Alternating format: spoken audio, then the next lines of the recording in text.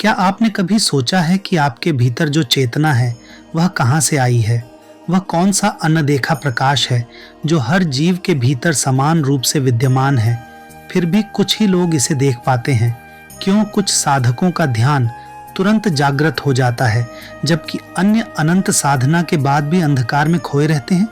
यह आत्मा जो हमारी पहचान और हमारे अस्तित्व का आधार है, क्या सच में उसी परम सत्ता का अंश है? और अगर ऐसा है तो क्या हम भी उस अनंत शक्ति को अपने भीतर अनुभव कर सकते हैं? इन प्रश्नों के जवाब हमें एक अनोखी यात्रा पर ले जाते हैं, एक ऐसी यात्रा जहां हर कदम पर आत्मा के प्रकाश और उसकी गहराइयों का साक्षात्कार होता है। आइए इस रहस्यमयी मार्ग पर चलें जहां साधना, ध्यान और तंत्र मंत्र के माध्यम से हम उस अनदेखे सत्य के करीब पहुंच सकते हैं जिसे जानना ही जीवन का परम लक्ष्य है। आध्यात्मिक मार्ग के साधक जानते हैं कि आत्मा उसी परम पिता परमात्मा का अंश है और यही कारण है कि हर आत्मा में दिव्य प्रकाश समान रूप से विद्यमान है। चाहे वह मनुष्य हो, पशु हो या फिर पेड़ पौधा, सभी में आत्मा का यह दिव्य अंश बराबरी से होता है, किसी में अधिक या कम नहीं। चाहे नाली में पड़ा कीड़ा हो या देव योनि में कोई आरशी, आत्मा का यह तत्व सब में समान रूप से मौजूद है। फिर भी कुछ साधकों की दृष्टि जल्दी खुल जाती है और वे उस अद्भुत अनुभव को पा लेते हैं। वहीं अन्य लोग साधना में लंबा समय बिताने के बाद भी उस अवस्था तक नहीं पहुंच पाते। यह प्रतीत होता है कि आत्मा का प्रकाश किसी में कम, किसी में अधिक है, लेकिन वास्तव में ऐसा नहीं है। असल में सभी में आत्मा समान होती है।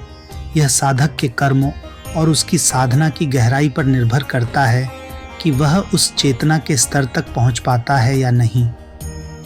कई साधक साधना करते करते थक जाते हैं, हताश हो जाते हैं, फिर भी उनकी द्रव्य दृष्टि नहीं खुलती है। जब सभी 84 लाख योनियों में आत्मा समान रूप से विद्यमान है तो फिर यह भिन्नता क्यों? इस सवाल का जवाब जानना अत्यंत आवश्यक है, क्योंकि यह समझना ही साधना को सरल बना सकता है। संसार में जिस किसी का भी जिक्र हुआ है, भूत प्रेत से लेकर तंत्र मंत्र तक, उनकी शक्ति और प्रभाव उनकी साधना पर निर्भर करते हैं। तांत्रिकों में भी विभिन्न प्रकार की शक्तियां होती हैं। कुछ अत्यधिक शक्तिशाली तांत्रिक होते हैं, जबकि कुछ मामूली शक्तियों तक ही सीमित रह जाते हैं। इसका कारण साधना के नियम, पद्धति और सबसे महत्वपूर्ण उनके कर्म हैं। इसी प्रकार कुछ साधक ऋषि मुनि बनकर ऐसी सामर्थ्य पा लेते हैं कि वे किसी के भी बारे में गहरी जानकारी सहज ही प्राप्त कर सकते हैं। कुछ तांत्रिक तो किसी की व्यक्तिगत चीजों तक जानने में सक्षम होते हैं, जबकि कुछ केवल छल प्रपंच से जनता को भ्रमित करते हैं। साधक के कर्म उसके भीतर विशेष शक्तियां उत्पन्न करते हैं और इसी आधार पर उसमें ऊर्जा और सामर्थ्य का विकास होता है। वही आत्मा देवताओं में भी होती है, लेकिन मनुष्य योनि में रहते हुए अपने कर्मों और साधना के बल पर वे देव योनि प्राप्त करते हैं। लेकिन जब देवता का पुण्य समाप्त हो जाता है तो वह भी मृत्यु लोक में लौट आता है। जो जैसी साधना करता है उसे उसी लोक की प्राप्ति होती है। ब्रह्मा की उपासना करने वाला ब्रह्म लोक में, विष्णु के भक्त बैकुंठ में, शिव के साधक शिव लोक में और शक्ति की उपासना करने वाले शक्ति लोक में पहुंचते हैं। साधना का यह असर आत्मा को एक विशेष प्रकार के प्रकाश और शक्ति से भर देता है और साधक उस दिव्य लोक में आनंद के साथ विचरण करता है। परंतु जैसे ही उसका पुण्य समाप्त हो जाता है, वह फिर से भोग योनि में पृथ्वी पर लौट आता है, जीवन के चक्र में वापस प्रवेश कर लेता है। मानव योनि विशेष रूप से कर्म करने के लिए प्राप्त होती है। इस शरीर में किए गए कर्मों का सीधा प्रभाव आत्मा पर पड़ता है और इसी आधार पर आत्मा को आगामी जन्मों में विभिन्न योनियां मिलती हैं। मनुष्य अपने अच्छे कर्मों से पुण्य अर्जित करता है और बुरे कर्मों से पाप का भार उठाता है, जिससे उसके भविष्य की भोग योनियों का निर्धारण होता है। अन्य योनियां, चाहे वे जानवर, पेड़ पौधे या कीड़े मकोड़े हों, सभी भोग के लिए होती हैं। इनमें नए कर्म का सृजन नहीं होता। मोक्ष प्राप्ति के लिए उच्च लोकों में जाने वाली योनियां जैसे देव योनि अपने पूर्व कर्मों का फल भोगती हैं और जब उनका पुण्य समाप्त हो जाता है तो वे पुनः कर्म योनि में लौट आती हैं। इस प्रकार केवल मानव योनि ही वह स्थिति है जहां से व्यक्ति अपने कर्मों द्वारा आत्मिक उन्नति या पतन का चुनाव कर सकता है। मनुष्य के पाप कर्म अंतःकरणों पर जमा हो जाते हैं, जो 4 होते हैं, 2 स्थूल और 2 सूक्ष्म। ये सूक्ष्म अंतःकरण कर्मों को मेमोरी की तरह संजोते हैं, ठीक वैसे जैसे एक डिजिटल मेमोरी में जानकारी संग्रहित होती है। पाप कर्म धीरे धीरे इन अंतःकरणों पर जमा होते रहते हैं और इसी संचित कर्मों का असर आत्मा पर जन्म जन्मांतर तक बना रहता है। इस प्रकार आत्मा विभिन्न भोग योनियों में जन्म लेती रहती है, जब तक कि वह कर्मों से पूरी तरह मुक्त होकर मोक्ष के मार्ग पर नहीं चलती। महाभारत में भीष्म पितामह का उदाहरण यह दर्शाता है कि कर्म का प्रभाव कितने लंबे समय तक चलता है। उनके पहले जन्म में उन्होंने एक सर्प को कांटेदार वृक्ष पर फेंक दिया था और उसके फलस्वरूप 100 जन्मों के पश्चात वे बाणों की सैया पर लेटे हुए अपने कर्मों का भोग कर रहे थे। इस तरह हमारे जीवन में आने वाले सुख दुख, प्रेम वियोग, रोग शोक सभी हमारे पूर्व कर्मों से जुड़े होते हैं। प्रत्येक जन्म के कर्मों का एक निरंतर सिलसिला चलता है जो हमारे प्रारब्ध को गढ़ता है और हमें उसका फल भोगने के लिए बाध्य करता है। शास्त्रों में भी यह उल्लेख है कि जन्म से पहले ही प्रारब्ध तय हो जाता है। जैसा कि कहा गया है, पहले बना प्रारब्ध, पीछे बना शरीर। इसका अर्थ यह है कि आत्मा का शरीर धारण करना भी उसके संचित कर्मों पर निर्भर करता है। रामचरितमानस में तुलसीदास जी ने भी इसे उजागर किया है। मोह भाव भय हनुमंता, बिन हरि कृपा मिले नहीं संता। ऐसी अनेक आत्माएं होती हैं जिन्होंने करोड़ों जन्मों तक पुण्य कर्म किए होते हैं और उन कर्मों के फलस्वरूप उनका आध्यात्मिक जगत से गहरा संबंध बन जाता है। वे विशेष योग और संगति प्राप्त करते हैं। उन्हें साधु संतों का साथ, सत्संग और महान गुरुओं का मार्गदर्शन मिलता है, जो उन्हें और भी गहरी भक्ति और साधना की ओर अग्रसर करता है।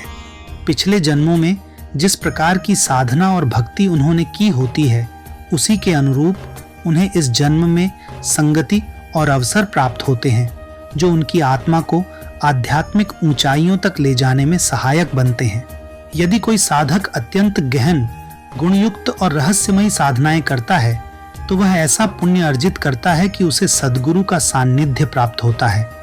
वह सद्गुरु जो उसे परम पुरुष, परम चेतन और परम सत्ता की ओर ले जाने का मार्ग दिखाता है, ऐसे सद्गुरु का मिलना साधारण नहीं है। यह एक दुर्लभ संयोग है जो केवल उच्च साधना और पुण्य कर्मों से संभव होता है। अन्यथा यदि साधक की साधना सीमित है या उसकी भक्ति गहन नहीं है, तो वह ऐसे महान गुरु तक पहुंच नहीं पाता। कई बार जीवन में विघ्न, बाधाएं या अज्ञात कारण भी ऐसे बन जाते हैं कि व्यक्ति साधना के बावजूद उन ऊंचाइयों तक नहीं पहुंच पाता। मेरे व्यक्तिगत अनुभव में मैंने कई बार लोगों को महान गुरुओं के पास ले जाने का प्रयास किया, परंतु कुछ अज्ञात कारणों से वे वहां तक पहुंचने में असमर्थ रहे। उनकी भरसक कोशिशों के बावजूद वे उन ऊंचाइयों को नहीं छू पाए, और अगर किसी प्रकार वहां तक पहुंच भी गए तो भक्ति का वह गूढ़ अर्थ उनके समझ में नहीं आता। यह ऐसा ही है जैसे किसी 5वीं कक्षा के विद्यार्थी को उच्च स्तरीय शिक्षा देने का प्रयास करना, जहां उसे समझ पाना कठिन हो जाता है। वास्तव में जो लोग गुरु की शरण में पहुंचते हैं, वे वही जागृत आत्माएं होती हैं जो अनगिनत जन्मों से पुण्य और साधनाएं करती आई हैं। ऐसे सिद्ध गुरु भले ही बाहरी रूप से साधारण दिखें, पर उनका व्यक्तित्व भीतर से एक महान प्रकाश को धारण किए होता है। ये गुरु अद्वितीय शक्ति और ज्ञान से युक्त होते हैं और वे क्षण भर में किसी भी समस्या का समाधान करने में सक्षम होते हैं। जनमानस उनके पास अपनी समस्याओं का समाधान पाने आता है और वे अपनी दिव्य दृष्टि से दूसरों की समस्याओं का हल सहजता से कर देते हैं। इन सिद्ध आत्माओं में एक अद्भुत आकर्षण और शांति होती है जो उनके व्यक्तित्व में झलकता है, भले ही वह साधारण व्यक्ति की भांति दिखें। ऐसे संत मुनि होते हैं जो पल भर में लोगों की जटिल समस्याओं का समाधान कर देते हैं। उनकी आत्मा में बाहरी दृष्टि से कोई विशेष प्रकाश दिखाई नहीं देता, लेकिन यदि दिव्य दृष्टि से देखा जाए तो उनमें एक महान तेजस्वी प्रकाश का पुंज दिखता है। यह अद्वितीय प्रकाश केवल वही साधक देख सकते हैं जो साधना में गहरे लीन रहते हैं और सिद्ध प्राप्त कर चुके होते हैं। इन सिद्ध आत्माओं में इतनी गहराई होती है कि वे एक दूसरे की आत्माओं को भी देख सकते हैं, उनके प्रकाश को अनुभव कर सकते हैं और जान सकते हैं कि किसकी चेतना किस मंडल तक पहुंची हुई है। ऐसे संत अपनी शक्तियों का कोई चमत्कार नहीं दिखाते। वे दुनिया के सामने स्वयं को सामान्य और विनम्र व्यक्ति की तरह प्रस्तुत करते हैं, मानो वे कुछ नहीं जानते हों। वे जिज्ञासु बने रहते हैं, दूसरों से जानने का प्रयत्न करते हैं और सदैव अपने को छोटा, विनम्र और दीन बताते हैं। लेकिन यह उनकी सादगी और विनम्रता होती है। उनके पास शास्त्रों का गहन ज्ञान होता है और वे आत्मा के रहस्यों को भली भांति समझते हैं। वे जानते हैं कि आत्मा का ज्ञान ही सबसे महान ज्ञान है और इसे पाने से अधिक कुछ भी नहीं है। आत्मा की शुद्धि और अंतःकरण को पवित्र करने के लिए संतों द्वारा दिया गया गुप्त मंत्र अत्यंत प्रभावशाली होता है। इस मंत्र का निरंतर श्वासों में जाप करने से अंतःकरण में जमे पाप धीरे धीरे हटने लगते हैं। जिस प्रकार गुरु ने ध्यान के लिए निर्देश दिए हैं, उसी के अनुसार निरंतर परमपिता का चिंतन करना चाहिए। साधना में प्रारंभ में जो अंधकार दिखता है वह धीरे धीरे हटने लगता है और प्रकाश का अनुभव होता है। यह आत्मा का वास्तविक प्रकाश है। जैसे जैसे साधना में प्रगति होती है, आत्मा का प्रकाश और अधिक प्रकट होता है। जब तक ध्यान में अंधकार है, तब तक यह मानना चाहिए कि पाप कर्म के आवरण अभी भी आत्मा पर जमे हुए हैं। पाप कर्मों के आवरण को मिटाने के लिए निरंतर ध्यान और साधना का अभ्यास अत्यंत आवश्यक है। ठीक वैसे ही जैसे हीरे की चमक कभी नष्ट नहीं होती, बल्कि उस पर केवल कीचड़ जम जाता है। जैसे हीरा पानी से धुलकर फिर से अपनी असली चमक लौटाता है, वैसे ही आत्मा भी साधना रूपी जल से धोने पर अपने दिव्य प्रकाश को पुनः प्रकट करती है। साधना में जैसे जैसे हम गहराई से उतरते हैं, आत्मा का यह प्रकाश और अधिक उज्जवल होता जाता है। साधना की यह गहराई न केवल हमारे भीतर की पवित्रता को जागृत करती है, बल्कि आत्मा के वास्तविक स्वरूप को भी सामने लाती है। इस प्रक्रिया में आत्मा का प्रकाश बढ़ता है और हम उस दिव्यता को अनुभव करते हैं जो हर जीव के भीतर विद्यमान है। इस प्रकार ध्यान साधना और आत्मिक शुद्धता के मार्ग पर चलने से आत्मा का प्रकाश उत्तरोत्तर बढ़ता जाता है। यह यात्रा बाहरी दिखावे से परे भीतर की गहराइयों में प्रवेश कराती है, जहां आत्मा का असली स्वरूप उभरता है। जैसे जैसे साधक इस मार्ग पर आगे बढ़ते हैं, उन्हें अपने भीतर परमात्मा का अंश और ब्रह्मांड का संपूर्ण सत्य दिखाई देने लगता है। अंत में जब मनुष्य स्वयं की आत्मा में अद्वितीय प्रकाश को पहचान लेता है, तब वह संसार के मोह माया से ऊपर उठकर वास्तविक शांति और आनंद का अनुभव करने लगता है। यह यात्रा न केवल आत्मा के वास्तविक स्वरूप की खोज है, बल्कि एक नई चेतना की ओर भी प्रेरित करती है। एक ऐसी चेतना जहां ज्ञान, प्रेम और करुणा की दिव्य शक्ति में लीन होकर वह इस संसार को एक नई दृष्टि से देखता है। यही वह आनंदमयी स्थिति है जहां आत्मा और परमात्मा का मिलन होता है और साधक सच्चे अर्थों में उस परम सत्य का साक्षात्कार करता है। ध्यान और साधना की इस यात्रा में यही अंतिम उपलब्धि है जहां आत्मा का प्रकाश अनंत और असीम हो जाता है और वह स्वयं को परमात्मा में समर्पित कर देता है। सच में इस दिव्य साधना की यात्रा अनमोल है, जहां अंततः आत्मा की यात्रा अपने असली घर की ओर होती है, उस परम शांति, उस असीम प्रेम और उस अनंत सत्य की ओर जो हर जीव के भीतर पहले से ही विद्यमान है। हमारा उद्देश्य आपको अध्यात्म का वास्तविक अर्थ समझाना है, क्योंकि आजकल अध्यात्म को लेकर कई भ्रांतियां और गलतफहमियां फैली हुई हैं। सच्चा अध्यात्म बाहरी दिखावे या साधारण मान्यताओं से कहीं परे आत्मा के गहनतम स्तर पर पहुंचने की यात्रा है। हम चाहते हैं कि इस ज्ञान के माध्यम से आप अपने जीवन में नए मूल्यों को जोड़ें और आत्मिक शांति व आनंद की दिशा में कदम बढ़ाएं। आप हमारे साथ हैं, इसके लिए हम आपके आभारी हैं। हमें आशा है कि इस यात्रा में हम आपके जीवन में एक नई दृष्टि और मूल्य जोड़ने में सफल हो रहे हैं।